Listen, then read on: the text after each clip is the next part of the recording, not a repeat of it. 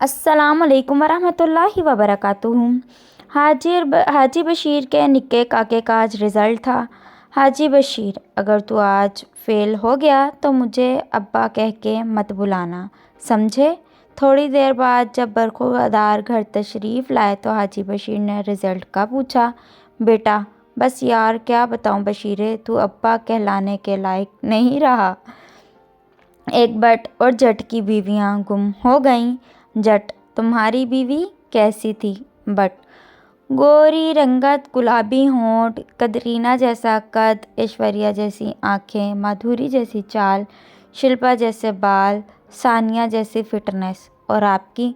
But ने पूछा। जट, मेरी नू मार गोली, चल तेरी लबिए। दादी अम्मा ने फैशन के चक्रों में अपने बाल कटवा दिए।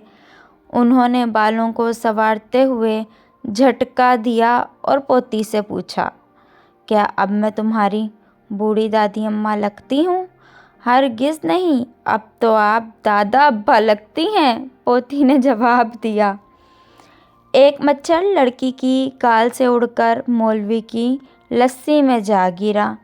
मौलवी ने मच्छर को बाहर निकाला और बोला, मज़े उत्थे ते गुस्सा लिथे।